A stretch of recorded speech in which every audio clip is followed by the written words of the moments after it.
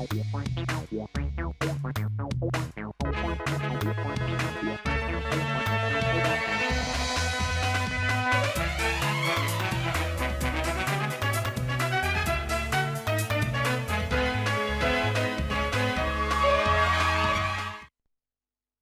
मेरा नाम है जयंती झा और आप देख रहे हैं राष्ट्रीय समाचार। पहले बिना देर की एक नजर डालते हैं हेडलाइंस पर। 9 फरवरी को रोहित पवार ला सकते हैं नई जानकारी। संजय राउत ने कहा, महाराष्ट्र सच्चाई जानने को उत्सुक। अजीत दादा के निधन पर अब भी संदेह बरकरार।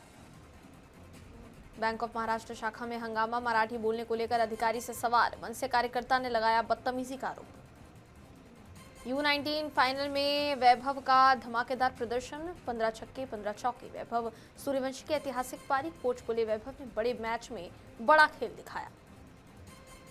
शिया मस्जिद में भीषण ब्लास्ट, सुसाइड बॉम्बर ने खुद को उड़ाया। 70 से ज्यादा की मौत, घायल हुए 250 लोग। स्वामी गिरी मूर्ति स्थापना समारोह, आज तीसरा दिन। धर्मनगरी में VIP जमावड़ा, श्रद्धालु और संत आयोजन में भागीदारी। महाराष्ट्र के दिवंगत उप मुख्यमंत्री अजीत पवार की प्लेन क्रैश में हुई मौत को लेकर सियासत फिर गर्मा गई है। खबर है कि उनके भतीजे और विधायक रोहित पवार 9 फरवरी को मीडिया के सामने इस हादसे से जुड़ी नई जानकारी साझा कर सकते हैं। शिवसेना उद्धव गुट के सांसद संजय राउत ने दावा किया कि रोहित पवार परिवार के अहम सदस्य हैं और अगर वो कोई नई जानकारी लाते हैं तो पूरा महाराष्ट्र उसे जानने के लिए उत्सुक है। राउत ने कहा कि राजनीतिक मतभेद अलग हैं, लेकिन अजीत पवार महाराष्ट्र के कुशल और महान नेता थे। ऐसे नेता का दुर्भाग्यपूर्ण निधन और उसके पीछे संदेह उठना बेहद गंभीर मामला है। राउत ने यह भी कहा कि वो खुद इस मामले में रोहित पवार से बातचीत करेंगे, क्योंकि अजीत पवार की मौत को लेकर भी वो बेचैनी महसूस कर रहे हैं। बघा, रोहित पवार हे पवार कुटुंबातले एक महत्त्वाचे घटक आहे। अजितदादा पवार हे त्यांचे काका आहेत। त्याच्यामुळे कुटुंबातल्या अशा प्रकारच्या व्यक्ती ज्या राजकारणामध्ये आहेत, ज्यांच्याकडे रहस्य शोधण्याची क्षमता आहे, ज्यांच्यापाशी अनेक चांगली माहिती येत असते एखाद्या घटनेमागचं पडद्याआड, त्यात रोहित पवार आहेत। रोहित पवार जर अशा प्रकारे काही वेगळी माहिती समोर आणणार असेल तर महाराष्ट्र ती माहिती ऐकण्यास उत्सुक आहे। मी स्वतः आपल्याला काही माहिती देण्याचा प्रयत्न केला, कारण आम्ही सगळे दादांचे प्रेमी आहोत। राजकीय मतभेद आहेत, होते, असतील, पण अजितदादा महाराष्ट्राच्या राजकारणातले कर्तबगार, कार्यक्षम, दिलखुलास आणि उमदा नेता होता। याच्याविषयी कोणाचे जोमत नाही। अशा व्यक्तीचं अशा प्रकारे दुर्दैवी निधन व्हावं आणि त्याच्या मागे लोकांनी संशय व्यक्त करावा, त्याच्यामुळे जर काही वेगळी माहिती समोर येणार असेल तर नक्कीच त्याचं आम्ही माहिती घेऊ आणि नक्कीच मी स्वतः रोहित पवारांशी याबाबत बोलेन, कारण मी स्वतः अस्वस्थ आहे अजितदादांच्या निधनानंतर।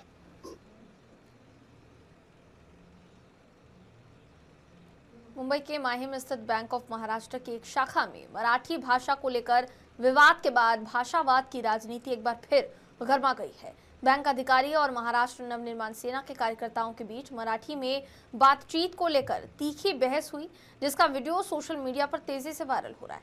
वीडियो में मनसे कार्यकर्ता अनीश खंडागले अधिकारी से मराठी में बात करने की मांग करते हुए दिखाई देते हैं, जबकि अधिकारी ने मराठी न आने की बात कहते हुए हिंदी में ही संवाद करने की बात कही थी। इस पर कार्यकर्ताओं ने सवाल उठाया कि महाराष्ट्र में रहकर और बैंक ऑफ महाराष्ट्र में सेवा देने के बावजूद मराठी भाषा न जानना कैसे स्वीकार्य हो सकता है। विवाद का ये वीडियो अब व्यापक चर्चा का विषय बना हुआ है। नहीं, हिंदी पुढे मराठीत नाही म्हणणार, नहीं आती मुझे। का? हिंदी आती। नोकरी कुठे करताय? Bank of Maharashtra. मराठी का नाही? मराठी का नाही? Government bank. मराठी का येत नाही मला ते सांगा। It is a nationalised bank. Marathi काय कुठे नोकरी करताय? Bank of Maharashtra. Bank of महाराष्ट्रामध्ये मुंबईमध्ये नोकरी करताय, मग तुम्ही मराठी का येत नाही? हिंदी। महाराष्ट्रामध्ये राहावं लागेल तर मराठी शिकावी लागेल। काय? एक मिनिट थांबा, तुम्ही आता थांबा। का नाही? का नाही? का नाही? मराठी बोलावं लागेल। It is written. काय नाही? अच्छा, रिटर्न मध्ये पाहिजे। ठीक आहे, तुम्हाला दाखवतो। जय महाराष्ट्र, मी अनिश खंडागळे, महाराष्ट्र नवनिर्माण सेनेचा चिटणीस। मी आता बँक ऑफ महाराष्ट्र माहीमध्ये उभा आहे आणि हा जो माणूस आहे इथला एका आमच्या म्हणजे बँकेमधला कोणी व्यक्ती लोन घेण्यासाठी गेले होते, त्यांच्यावरती दादागिरी करतोय आणि प्लस तो बोलतोय की तुमची भाषा उद्धट आहे आणि स्पष्ट बोलतो मला मराठी येत नाही। काय मराठी येत नाही? बरोबर ना, आणि बोलतो मराठीमध्ये मी बोलणार नाही. महाराष्ट्र नवनिर्माण सेनेच्या वतीने यांना आम्ही दाखवून देतो आता काय बोलते. ठीक आहे, डन. दादागिरी करणारा स्टाफ ठेवता काय? तो सरळ उद्धट बोलतो, मॅडम त्याची ट्रान्सफर पाहिजे आम्हाला. आता बघा कसा निघून गेला हा स्टाफ इथून. हा मराठी माणसांना उलट बोलतो मध्य प्रदेशवरून आलोय मी मराठी बोलणार नाही, तुम्हाला काय करायचंय ते करा. आणि आता ह्याला ब्रांच मॅनेजरने आतमध्ये पळवलंय. मी मॅडमला स्पष्ट सांगितलं की याला इथून काढायचं, ट्रान्सफर पाहिजे, नाही तर उद्या 12 वाजता आम्ही या ठिकाणी आंदोलन घेतोय. ये तो यही वो वीडियो था जिसके वायरल होने के बाद अब सियासी घमासान तेज हो गया। मुंबई के माही में स्थित बैंक ऑफ महाराष्ट्र शाखा में मराठी भाषा को लेकर शुरू हुआ विवाद अब तूल पकड़ता जा रहा है। भाषावाद से जुड़ा ये जो मामला है, इसका जो वीडियो अभी आप देख रहे थे, इस मामले की गंभीरता को देखते हुए बैंक प्रबंधन और पुलिस की मौजूदगी में संबंधित बैंक अधिकारी से लिखित माफीनामा लिया गया है। मनसे का दावा है कि अधिकारी का ट्रांसफर भी कर दिया गया है। बैंक की ओर से उचित कार्यवाही का आश्वासन मिलने के बाद प्रस्तावित आंदोलन को फिलहाल स्थगित कर दिया गया है। मनसे नेताओं ने साफ कहा है कि महाराष्ट्र में मराठी भाषा और अस्मिता के खिलाफ किसी भी तरह का व्यवहार बर्दाश्त नहीं किया जाएगा और ऐसे मामलों में पार्टी आगे भी सख्त रुख अपनाएगी। रहने वाली एक महिला थी, उनका एक लोन के रिगार्डिंग उनका एक छोटा सा इशू था। 1-1.5 महीने से वो चक्कर काट रहे थे, तो इन लोग लोन देने के लिए शुरुआत में हाँ बोले, बाद में ना बोल दिया। फिर उन लोग में जो कुछ बाचाबाची चल रही थी, उनका बेटा वहाँ पर गया कि आप मेरे मम्मी को 1-1.5 महीने से दौड़ा रहे, अगर से आपसे नहीं होता तो आप ना बोल दीजिए। तो वो जो कर्मचारी था, उन्होंने उस वैभव शिलार नाम के लड़के से झगड़ा करना चालू कर दिया, उल्टा सीधा बात करना चालू कर दिया। वो लड़का अच्छे पोजीशन में जॉब पे भी है, तो उन्होंने हमें तुरंत फ़ोन किया। हम लोग वहाँ पर पहुँचे तो उनको पूछा कि सर काय झालं यांचा विषय, तो बोला हिंदी। तो मैं पूछा सर आम्हाला हिंदी नहीं मराठी नहीं हिंदी। तो वो जिस प्रकार से एरोगेंटली बात कर रहा था ना, तो उसको सबक सिखाना ज़रूरी था। इसके लिए हमें ये स्टैंड उठाना पड़ा। फिर हमने जो कुछ भी मनसे स्टाइल से वहाँ पर उनको करना था वो कर दिया है, उनको सबक सिखाया है। फिर तुरंत हमने वहाँ के मैनेजर है उनसे मांग की कि हमें किसी भी हालत में इनसे माफ़ीनामा चाहिए और इनका ट्रांसफ़र चाहिए। तो कुछ ही घंटे बाद बैंक के जो मैनेजर है वहाँ पर पुलिस भी पहुँचे थे, तो बैंक के मैनेजर ने उनसे माफ़ीनामा लिखवा के लिया। उन्होंने माफ़ी भी मांगी है, सम्मानीय राज साहब ठाकरे के नाम से माफ़ी मांगी है। और दूसरी बात, बैंक ऑफ महाराष्ट्र के जो मैनेजर है उन्होंने भी हमें लिखित में दिया है कि इनके ऊपर हम लोग जल्दी से जल्दी कार्रवाई करेंगे, इनका ट्रांसफ़र भी किया जाएगा और इनके ऊपर जो हो सके उचित कार्रवाई भी करने वाले हैं। ये नहीं ऑब्वियसली कि ऐसे अगर महाराष्ट्र में कुछ भी होता है तो मराठी भाषा और मराठी अस्मिता के लिए महाराष्ट्र नवनिर्माण सेना वहाँ पर स्टैंड लेगी और ऐसे लोगों को सबक सिखा के ज़रूर सबक सिखाएगी। तो क्या आप पूरी तरीके से माफ़ी मांग लिया कि उनको जो गलती थी उसकी एहसास हाँ, हुई? उन्होंने माफ़ी मांग ली है, लिखित में भी माफ़ी दी है और उनका ट्रांसफ़र भी हो चुका है। और जो हम लोग आंदोलन करने वाले थे वो आंदोलन भी अभी स्थगित कर दिया है। ठीक है। आईसीसी अंडर 19 विश्व कप 2026 के फाइनल में भारत और इंग्लैंड के बीच खेले गए मुकाबले में भारतीय बल्लेबाज वैभव सूर्यवंशी ने शानदार प्रदर्शन कर सभी का ध्यान अपनी ओर खींचा। वैभव की इस पारी पर उनके कोच मनीष ओझा ने प्रतिक्रिया देते हुए उनकी आक्रामक बल्लेबाजी की जमकर तारीफ की है। मनीष ओझा ने कहा कि फाइनल जैसे बड़े मैच में वैभव ने जिस तरीके से आक्रामक खेल दिखाया वह काबिले तारीफ है। कोच के मुताबिक वैभव ने फाइनल मुकाबले में 15 छक्के और 15 चौके लगाए, बड़े खिलाड़ियों की तरह बल्लेबाजी की। उन्होंने कहा वैभव जब भी बल्लेबाजी करता है तो उसका रवैया हमेशा सकारात्मक रहता है और वो गेंदबाजों पर दबाव बनाने की कोशिश करता है। पारी खेली है वैभव ने और आज फाइनल मैच था। सारे क्रिकेटिंग प्लेइंग नेशंस का ये टूर्नामेंट जो अंडर 19 वर्ल्ड कप है उसके फाइनल में दो best team England and India match खेल रही थी और वर्ल्ड कप का ये फाइनल मैच अब खुद में बहुत बड़ा मैच था। तो जिस शैली से वैभव ने बल्लेबाजी करी है वो यूनिक है और जो आक्रामकता उन्होंने दिखाई है, जो इंटेंट दिखाया है, 15 छक्के 15 चौके, तो यूनिक बैटिंग है ये। अभी तक मुझे लगता है कि वर्ल्ड कप में उनके अंडर 19 वर्ल्ड कप के एज ग्रुप में ये सबसे बड़ा स्कोर है एंड सेकंड फास्टेस्ट सेंचुरी है यदि मैं करेक्ट हूँ तो। लेकिन जो भी है, जिस तरीके से रिकॉर्ड तो सेकेंडरी है, लेकिन जिस शैली में वैभव ने बैटिंग किया है, जो इंटेंट रहा है वो लाइक ग्रेट प्लेयर्स का जैसा होता है वैसा रहा है। और it's a very proud moment for all of us, for all Bihari's and for India की इस तरीके का बल्लेबाज हमारे इस धरती से उभर के आ रहे हैं और ऐसा परफॉर्मेंस दे रहे हैं। पाकिस्तान की राजधानी इस्लामाबाद में शिया मस्जिद में भीषण आत्मघाती धमाका हुआ है। बताया जा रहा है नमाज के दौरान एक सुसाइड बॉम्बर ने खुद को मस्जिद के बाहर उड़ा लिया, जिसमें 70 से ज्यादा लोगों की मौत हो गई। लगभग 250 लोग घायल हुए। पुलिस और प्रत्यक्षदर्शियों के मुताबिक हमलावर को इमामबाड़ा के द्वार पर रोका गया था, लेकिन उसने खुद को विस्फोट में उड़ा दिया। धमाके के बाद राजधानी के अस्पतालों में आपात स्थिति घोषित कर दी गई, जबकि सेना और रेंजर्स ने इलाके को घेरकर सुरक्षा अभियान शुरू किया। फिलहाल किसी समूह ने हमले की जिम्मेदारी नहीं ली है। पाकिस्तान के प्रधानमंत्री शहबाज शरीफ और राष्ट्रपति आसिफ अली जरदारी ने इस हमले की कड़ी निंदा की है।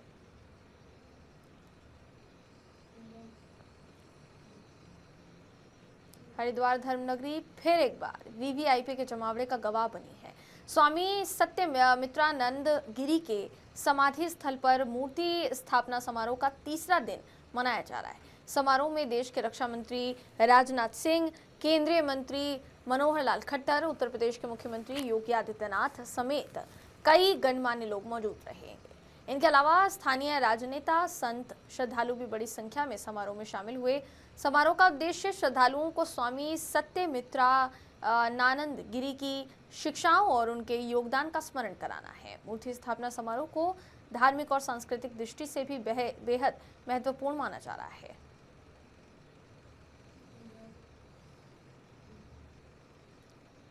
कच्छ के छारी ढांड वेटलैंड रिजर्व को अंतर्राष्ट्रीय स्तर पर बड़ी पहचान मिली है, जिसे रामसर कन्वेंशन के तहत आधिकारिक रूप से रामसर साइट घोषित कर दिया गया है।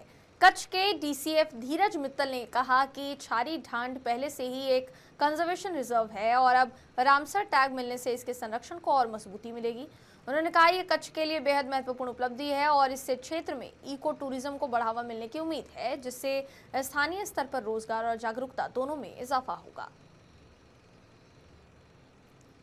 अभी हाल ही में रामसर कन्वेंशन के तहत कच्छ के अंदर जो एक बहुत ही इम्पोर्टेंट वेटलैंड है, जिसे हम छारी ढंड वेटलैंड कहते हैं, उसको रामसर साइट डिक्लेयर किया गया है। ये गुजरात की 5वीं वेटलैंड साइट होगी। इसका विस्तार बहुत बड़ा है, 22,700 हेक्टेयर जितने विस्तार की ये वेटलैंड है। ये बहुत ही महत्वपूर्ण वेटलैंड है हम सभी के लिए। यहाँ पे बहुत सारी संख्या में पक्षी रहते हैं और प्रवासी पक्षी यहाँ आते हैं, जिसमें कुंज है, सारस है, फ्लेमिंगोज हैं, और उसके अलावा एक जो बर्ड है जिसको यहाँ पे लोकल भाषा में मस्कट लटोरो कहा जाता है, जो कि यहाँ पर आती है, जिसको प्रवासी भी बहुत मात्रा में देखने के लिए आते हैं। बहुत सुंदर वेटलैंड है, पानी है, घास के मैदान है, और एक साथ आप हजारों की संख्या में क्रेन्स, डेमोसेल क्रेन्स और बहुत सारी बर्ड डाइवर्सिटी, मार्च हैरियर यहाँ पर देख सकते हैं। ये रामसर साइट बनने से छारीदंड पहले से ही एक कंजर्वेशन रिजर्व है, तो इस विस्तार को और कंजर्वेशन के लिए बल मिलेगा। अभी हाल ही में नेटफ्लिक्स पर आने वाली वेब सीरीज घूसखोर पंडित को लेकर राजनीतिक विवाद तेज हो गया है। समाजवादी पार्टी के वरिष्ठ नेता और पूर्व राज्य मंत्री पवन पांडे ने वेब सीरीज के निर्माता निर्देशक पर कड़ा हमला करते हुए इसके नाम को दुखद और दुर्भाग्यपूर्ण बताया है। उन्होंने आरोप लगाया कि इस तरह के टाइटल समाज में विद्वेष फैलाने और लोगों को जाति के आधार पर बांटने की कोशिश है। पवन पांडे ने यह भी कहा कि कुछ लोग जानबूझकर एक समाज को नीचा दिखाने और दूसरे को ऊपर उठाने का षड्यंत्र कर रहे हैं। दुखद और दुर्भाग्यपूर्ण है इस तरह की टाइटल देकर, नाम देकर, पिक्चर बना करके जो लोग समाज में विद्वेष पैदा करना चाहते हैं, समाज को बांटना चाहते हैं, किसी को दिखाना, गिराना चाहते हैं, किसी को उठाना चाहते हैं, ऐसी पिक्चरों पर रोक लगनी चाहिए। और जो लोग इस तरह का नाम दे रहे हैं, टाइटल दे रहे हैं, इन पर तो समाज में वायलेंस पैदा करना, समाज के माहौल को खराब करना, समाज में विद्वेष पैदा करना, भाई को भाई से लड़ाना, इन सारी धाराओं में मुकदमा दर्ज करके इन पर कड़ी से कड़ी कार्रवाई करनी चाहिए। ये देश, ये प्रदेश हमारा ऋषियों तपस्वियों का देश है। यहां पर आचार्य चाणक रहे हैं, यहां पर बड़े बड़े ऋषि मुनि रहे हैं, शंकराचार्य रहे हैं, दधीच ब्राह्मण समाज से रहे हैं, जब जरूरत पड़ी तो अपनी हड्डी दान दे दी। बड़े बड़े वैज्ञानिक ब्राह्मण समाज से रहे हैं, शिक्षा विभाग में एक अलग जगाने वाले ब्राह्मण समाज से लोग रहे हैं, स्वास्थ्य की जानकारी देने वाले ब्राह्मण समाज से रहे हैं, आजादी की लड़ाई लड़ने के देश को आजाद कराने वाले ब्राह्मण समाज से बहुत से लोग रहे हैं, जिन्होंने प्राणों की आहुति दी है, किनका नाम गिनाया जाए? लक्ष्मीबाई से लेकर चंद्रशेखर आजाद से लेकर मंगल पांडे से लेकर परम पूज्य शंकराचार्य से लेकर एक बड़ी तस्वीर है ब्राह्मण समाज की, जिन्होंने समाज में प्यार, मोहब्बत, भाईचारा, एकता और समाज की तरक्की की बात की। और आज इस तरह से टाइटल देकर, इस तरह से ब्राह्मण समाज को जो अपमानित करने जैसी टाइटल देकर पिक्चरें बनाई जा रही है, घोर निंदनीय है। ऐसी पिक्चर बनाने वालों पर घोर मुकदमा दर्ज करके कार्रवाई करनी चाहिए और नाम बदलना चाहिए, पिक्चर बंद कर देनी चाहिए। झाझा में पुलिस सिस्टम की कमजोरी ने आग में घी डालने का काम किया है। किन्नरों ने बार बार 112 पर मदद मांगी, लेकिन किसी तरह की कोई सहायता न मिलने पर थाना परिसर में हंगामा कर दिया। गुरुवार को झाझा थाना परिसर में जनसंवाद कार्यक्रम के दौरान अचानक किन्नरों की एक टोली ने जोरदार हंगामा शुरू कर दिया, जिससे कार्यक्रम अस्थायी रूप से बाधित हो गया। आरोप है कि राजल बाजार में एक युवक ने किन्नर के साथ छेड़खानी की थी और आपत्तिजनक तरीके से छूने की कोशिश भी की थी। विरोध करने पर युवक ने कुल्हाड़ी दिखाकर जान से मारने की धमकी दी और मारपीट भी की। पीड़ित किन्नर ने कई बार 112 नंबर डायल किया, पुलिस से मदद मांगी, लेकिन उनका आरोप है कि उन्हें किसी तरह की कोई राहत नहीं मिली। लेकिन फिलहाल किन्नर आरोपी युवक के घर पहुंचे और परिजनों को घटना से अवगत कराया, जिस पर माफी मिल गई। लेकिन बाद में वही युवक बाजार में दोबारा गाली गलौज और जान से मारने की धमकी देता हुआ दिखाई दिया, जिसके बाद किन्नर आक्रोशित हो गए और 7 सदस्यीय टोली ने बाजार में हंगामा शुरू कर दिया। पुलिस तत्काल मदद के लिए पहुंची, लेकिन तब तक स्थिति काबू से बाहर हो चुकी थी। बताया जा रहा है कि पुलिस अधीक्षक विश्वजीत दयाल जनसंवाद कार्यक्रम में उपस्थित थे। अध्यक्ष संजय कुमार ने पूरे मामले में उचित कार्यवाही का भरोसा दिलाया है, जिससे किन्नर शांत हुए और कार्यक्रम को फिर से शुरू किया जा सका। केंद्रीय गृह मंत्री अमित शाह ने जम्मू कश्मीर स्थित बोबिया बॉर्डर आउटपोस्ट में अजय प्रहरी स्मारक पर शहीद सैनिकों को श्रद्धांजलि अर्पित की है। इस दौरान उन्होंने बीएसएफ जवानों से मुलाकात कर उनका उत्साह बढ़ाया। जवानों को संबोधित करते हुए अमित शाह ने कहा कि जब भी वो किसी बीएसएफ चौकी पर जाते हैं, चाहे कच्छ हो, राजस्थान का रेगिस्तान हो या जम्मू कश्मीर का सीमावर्ती क्षेत्र, उन्हें कर्तव्य निष्ठा और समर्पण की भावना से सीखने का अवसर मिलता है। उन्होंने कहा कि सीमाओं पर तैनात प्रतिबद्धता के साथ अपने कर्तव्यों का निर्वहन करते हैं और वो देश की सुरक्षा की सबसे मजबूत ढाल है। मैं जब भी बीएसएफ की चौकी पर जाता हूं, बॉर्डर पर जाता हूं, चाहे कच्छ का रेगिस्तान हो, चाहे राजस्थान का रेगिस्तान हो, चाहे जम्मू कश्मीर का क्षेत्र हो, हमेशा आप सभी से कर्तव्य बोध और कर्तव्य निर्वहन दोनों गुणों को सीख कर वापिस जाता हूं कि अपने मन के अंदर लगन के साथ कर्तव्य का निर्वहन कैसे करते हैं, इसका सबसे उत्कृष्ट उदाहरण सभी सेवाओं में अगर कोई है तो बीएसएफ के मेरे जवान हैं जो सीमा पर लगे रहते हैं। और ये भाव 60 साल के आपके पराक्रम युक्त इतिहास के कारण देश भर के जनता के अंदर भी आप सृजित कर पाए हैं। शायद आपका इतना संपर्क नहीं आता होगा, परंतु आज जब मैं बोबिया चौकी कठुआ पर आया हूं और कुछ सोशल मीडिया में मैं पोस्ट करूंगा, इसके नीचे की कमेंट्स आप जरूर पढ़ना। इसके नीचे की कमेंट देश के गृह मंत्री के लिए एक भी नहीं होती है, सारे के सारी कमेंट्स मेरे सीमा प्रहरियों के लिए होती है, इनकी बहादुरी और त्याग तपस्या के लिए होती है। ये बहुत बड़ी बात है। बीएसएफ ने 6 दशक में 1 महावीर चक्र, 2 कीर्ति चक्र, 15 वीर चक्र, 13 शौर्य चक्र और अनेक प्रशासनिक सम्मान प्राप्त किए हैं। देश की सीमाओं पर जब जब भी अतिक्रमण का भय आया, घुसपैठ का भय आया, बीएसएफ एक अभेद दीवार बनकर सटा रहा, अड़ा रहा और देश को सुरक्षित करने का काम किया है। एनसीपी के दोनों गुटों के संभावित एकीकरण की चर्चाओं के बीच महाराष्ट्र की सियासत में बयानबाजी तेज हो गई है। एकनाथ शिंदे गुट की शिवसेना के वरिष्ठ नेता रामदास कदम ने एनसीपी नेता सुनील तटकरे पर तीखा हमला बोलते हुए उन पर राजनीतिक विश्वासघात के गंभीर आरोप लगाए हैं।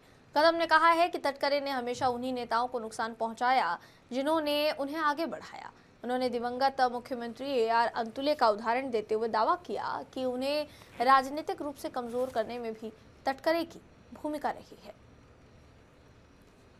तटकरे हे विश्वासघातकी आहेत. ज्यांनी ज्यांनी त्याला मोठं केलं त्यांना संपवण्याचं काम हे तटकरे करत असतात. अगदी एखादं लहानसं उदाहरण द्यायचं झालं, ज्या अंतुले साहेबांनी या तटकरेला मोठा केला त्या अंतुले साहेबांना संपवायचं पाप या तटकरेनेच केलं. कालच्या लोकसभेच्या निवडणुकीमध्ये त्यांना तिकीट देण्यासाठी मी खूप काही भाजपवरती हल्ला केला. मी सभा घेतल्या आणि जवळजवळ 20 दिवस त्यांच्यासाठी मी बाहेर पडलो आणि निवडून आणलं त्यांना. खेडमध्ये घड्याळावरती आमच्या लोकांनी कधी आतापर्यंत बटन दाबलं नव्हतं. 80,000 मतांनी त्यांना दिली आणि ऐन वेळेला त्यांनी निवडणुकीला आम्हाला धोका दिला आणि त्यांचे जेवढे चिल्ले पिल्ले आहेत त्या तालुक्यामधले मतदारसंघामधले, मंडणगडचा तालुका असू देत, त्यांचा दापोलीचा असू देत किंवा बाबाजी जाधव असू देत, या सगळ्यांनी माझ्या योगेश दादाला पाडण्याचा प्रयत्न केला आणि म्हणून इथे होऊ शकली नाही. तर म्हणून राष्ट्रवादीची युती झाली नाही. एक गोष्ट तटकरच्या वृत्तीमध्ये मला आणखी खटकली. जी, तो रामदास कदम के बयानों से उठे विवाद पर महाराष्ट्र के मुख्यमंत्री देवेंद्र फडणवीस ने प्रतिक्रिया देते हुए पूरे मुद्दे को निरर्थक करार दिया है। उन्होंने कहा कि कुछ लोग हर घटना में अपनी राजनीतिक जमीन तलाशने की कोशिश करते हैं, जो उचित नहीं है। फडणवीस ने साफ कहा कि अजीत पवार एक बड़े और सम्मानित नेता थे और उनके निधन जैसे संवेदनशील विषय पर राजनीति करना पूरी तरह गलत है। मला असं वाटतं की या संदर्भात जो काही वादविवाद होतोय हा अतिशय निरर्थक अशा प्रकारचा आहे, अतिशय चुकीच्या अशा प्रकारचा आहे. प्रत्येक व्यक्ती केवळ स्वतःचं राजकारण याच्यात कसं पाहता येईल हा प्रयत्न करतोय, हे अतिशय चुकीचं आहे. बघा, शेवटी राज्याचे उपमुख्यमंत्री, राज्यातले एक अतिशय प्रसिद्ध व्यक्तिमत्व असलेले एक मोठे नेते अजितदादा पवारांच्या रूपाने दुर्दैवाने आपल्यातनं निघून गेले. पण त्यानंतर प्रत्येक व्यक्ती त्याच्या माध्यमातून जो काही राजकारण करण्याचा प्रयत्न करतोय हे अतिशय चुकीचं आहे.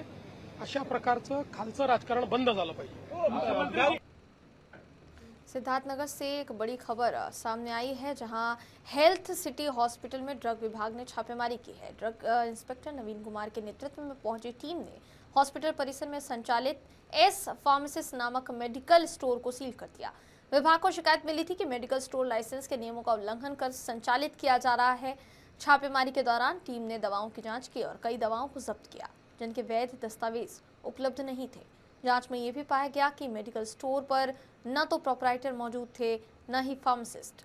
इसके अलावा हॉस्पिटल के अंदर बने औषधि भंडारण कक्ष में दवाओं के क्रय विक्रय से संबंधित अभिलेख नहीं मिले, जिसके बाद उसे भी सील कर दिया गया।